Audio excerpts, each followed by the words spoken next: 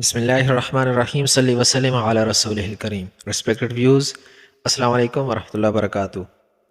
Islamic studies CSS PMS کے حوالے سے ایک نئے ٹاپک اسلام میں انسانی حقوق ہیومن رائٹس ان اسلام لے کر آپ کی خدمت میں حاضر ہوئے ہیں، تو آئیں دیکھتے ہیں اس میں کیا کچھ ہے۔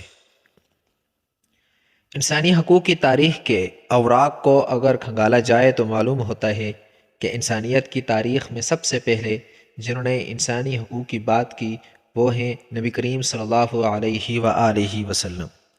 حضور اکرم صلی اللہ علیہ وآلہ وسلم نے حجۃ الوداع کے موقع پر ہیومن رائٹس کی تمام جہات کو ایک مختصر خطبہ میں اس طرح سمو دیا کہ گزشتہ یا آئندہ بننے والے قوانین پست لگنے لگے۔ اسلام نے مرد و خواتین کو یکساں حقوق دیے اور رنگ و نسل کی بنیاد پر برتری کے تصور کو جڑ سے اکھاڑ کر پھینک دیا۔ مغربی دنیا میں 1215 میں برطانیہ میں میگنا کارٹا ہوتا ہے انسانی حقوق کے حوالے سے، لیکن یہ بھی مکمل نہیں ہوتا۔ 1789 میں انگلش پارلیمنٹ نے حقوق کا بل پاس کیا ہے۔ پھر 1833 میں جا کر برطانیہ میں انسانی حقوق پہ کچھ بات ہوتی ہے، اور پھر 1948 میں جب اقوام متحدہ بنتی ہے تو اس میں انسانی حقوق کو ڈکلیریشن دیا جاتا ہے۔ اس سے یہ ثابت ہوتا ہے کہ اسلام نے آ کر انسانیت کو انسانی حقوق سے نوازا ہے۔ اسلام میں حقوق کا ایک جامع تصور ہے۔ حضرت سلمان فارسی رضی اللہ تعالیٰ عنہ کی روایت موجود ہے، یہ بخاری شریف کی روایت ہے، جسے ابو جحیفہ وہب بن عبداللہ رضی اللہ تعالیٰ عنہ روایت کرتے ہیں کہ رسول اللہ صلی اللہ علیہ وآلہ وسلم نے سلمان رضی اللہ عنہ اور ابو دردہ رضی اللہ عنہ میں ہجرت کے بعد بھائی چارہ قائم کیا۔ ایک مرتبہ سلمان رضی اللہ عنہ ابو دردہ رضی اللہ عنہ سے ملاقات کے لیے گئے تو ان کی بیوی ام دردہ رضی اللہ عنہا کو بہت برا گندہ حال دیکھا۔ ان سے پوچھا کہ یہ حالت کیوں بنا رکھی ہے؟ ام دردہ رضی اللہ عنہ نے جواب دیا کہ تمہارے بھائی ابو دردہ رضی اللہ عنہ ہیں جن کو دنیا کی کوئی حاجت ہے ہی نہیں۔ پھر ابو دردہ رضی اللہ عنہ بھی آ گئے اور ان کے سامنے کھانا حاضر کیا اور کہا کہ کھانا کھاؤ۔ انہوں نے کہا میں تو روزے سے ہوں۔ اس پر سلمان رضی اللہ عنہ نے فرمایا کہ میں بھی اس وقت تک کھانا نہیں کھاؤں گا جب تک تم خود بھی شریک نہ ہوگے۔ پھر جب رات ہوئی تو ابو دردہ رضی اللہ عنہ عبادت کے لیے اٹھے، اور اس مرتبہ بھی سلمان رضی اللہ عنہ نے فرمایا کہ ابھی سو جاؤ۔ پھر جب رات کا آخری حصہ ہوا تو سلمان رضی اللہ عنہ نے فرمایا کہ اچھا اب اٹھ جاؤ۔ چنانچہ دونوں نے نماز پڑھی۔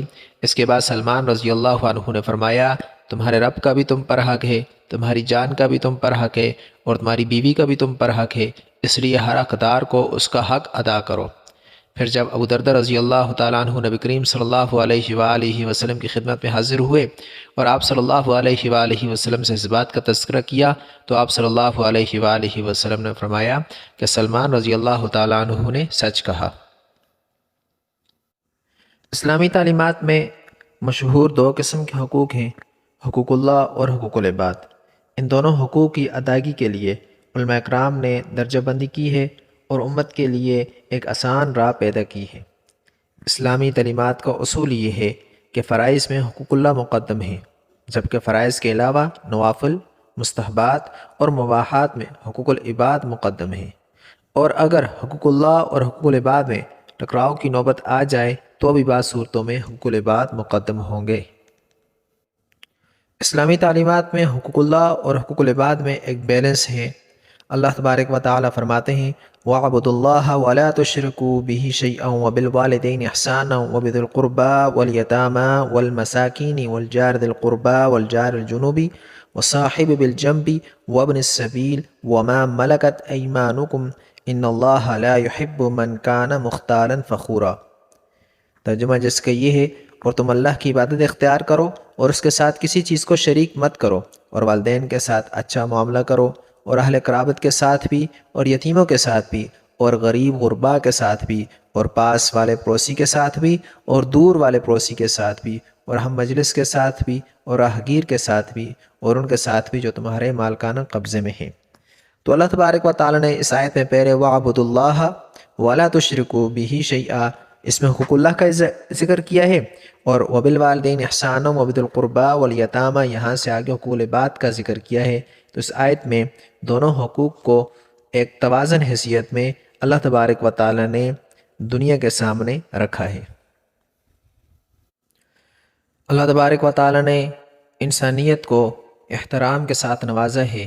وَلَقَدْ كَرَّمْنَا بَنِي آدم، اور بے شک ہم نے بنی آدم کو عزت بخشی اور اسے عزت بخش کے اشرف المخلوقات قرار دیا ہے۔ انسانیت کو زندہ رہنے کا حق اللہ تبارک و تعالی نے دیا ہے کہ فرمایا من قتل نفسا بغیر نفس او فساد فی الارض فکأنما قتل الناس جمیعا ومن احیاها فکأنما احیا الناس جمیعا، کہ جس نے کسی انسان کو خون کے بدلے کے بغیر یا زمین میں فساد روکنے کے علاوہ قتل کیا تو گویا اس نے تمام انسانوں کو قتل کر دیا، اور جس نے کسی کو زندگی بخشی اس نے گویا تمام انسانوں کی زندگی بخشی۔ اللہ تبارک و تعالی نے انسان کو حق مساوات دیا ہے۔ یا ایھا الناس انا خلقناکم من ذکر و انثی وجعلناکم شعوبا وقبائل لتعارفوا ان اکرمکم عند اللہ اتقاکم ان اللہ علیم خبیر، کہ اے لوگو ہم نے تم کو ایک مرد اور عورت سے پیدا کیا اور تمہیں قوموں اور قبیلوں میں کر دیا تاکہ تم ایک دوسرے کو پہچانو، بے شک تم میں سب سے بزرگ اللہ تعالیٰ کے نزدیک وہ ہے جو تم میں سب سے زیادہ اس سے ڈرتا ہے، یقیناً اللہ علیم و خبیر ہے۔ انسانیت کو حق مساوات دے کر اور فضلیت کا درجہ اللہ تبارک و تعالی نے تقوی کو قرار دیا ہے۔ پھر فکر کی آزادی دی ہے، فرمایا وَلَقَدْ ذَرَأْنَا لِجَهَنَّمَ كَثِيرًا مِّنَ الْجِنِّ وَالْإِنسِ، کہ ہم نے جن و انس میں بہت سوں کو جہنم کے لیے پیدا کیا ہے۔ لَهُمْ قُلُوبٌ لَا يَفْقَهُونَ بِهَا، ان کے دل ہیں لیکن وہ ان سے سوچتے سمجھتے نہیں۔ وَلَهُمْ أَعْيُنٌ لَا يُبْصِرُونَ بِهَا، اور ان کی آنکھیں ہیں لیکن ان سے وہ دیکھتے نہیں۔ وَلَهُمْ آذَانٌ لَا يَسْمَعُونَ بِهَا، ان کے کان ہیں لیکن وہ ان سے سنتے نہیں ہیں۔ أُولَٰئِكَ كَالْأَنْعَامِ، یہ لوگ چپاؤں کی طرح ہیں، بل ہم اضل، بلکہ ان سے بھی زیادہ بے راہ روا ہیں۔ اولئک هم الغافلون، یہی لوگ کہ ہیں جو غفلت میں پڑے ہوئے ہیں۔ پھر اللہ تبارک و تعالی نے انسان کو عمل کی آزادی دے دی ہے۔ وَلَا تُفْسِدُوا فِي الْأَرْضِ بَعْدَ إِصْلَاحِهَا، اور زمین میں اس کی اصلاح کے بعد فساد مت مچاؤ۔ اللہ تبارک و تعالی نے ان کو عمل کی آزادی دے دی ہے۔ وَهَدَيْنَاهُ النَّجْدَيْنِ، دو راستے بتا دیے ہیں، اچھائی کا راستہ بھی اور برائی کا راستہ بھی۔ آزادی رائے کا حق بھی انسانیت کو دیا گیا ہے، لیکن اس کا اسلام کے نزدیک انسان کا یہ فطری حق ہے کہ اس کی زبان بندی نہ ہو، اسے اپنے خیالات کے اظہار کی اجازت ہو اور وہ انہیں دوسروں کے سامنے پیش کر سکے، لیکن اس نے اسے بعض حدود کا پابند بھی بنایا ہے۔ یہ حدود ایسے ہیں کہ فرد و سماج کے لیے ان کی معقولیت اور افادیت سے انکار نہیں کیا جا سکتا۔ اسلام نے جو حدود عائد کیے ہیں ان میں سے بعض یہ ہیں۔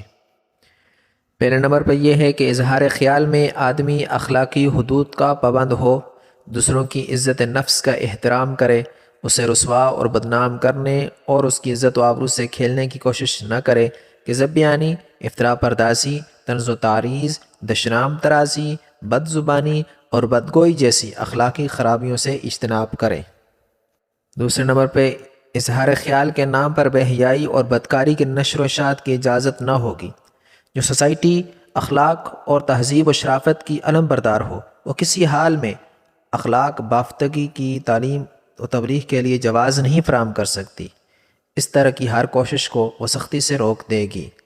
اور تیسرے نمبر پہ ریاست میں بے چینی اور اضطراب پیدا کرنے، بدامنی پھیلانے اور ملکی مفاد کو خطرے میں ڈالنے کی اجازت ہرگز نہ ہوگی۔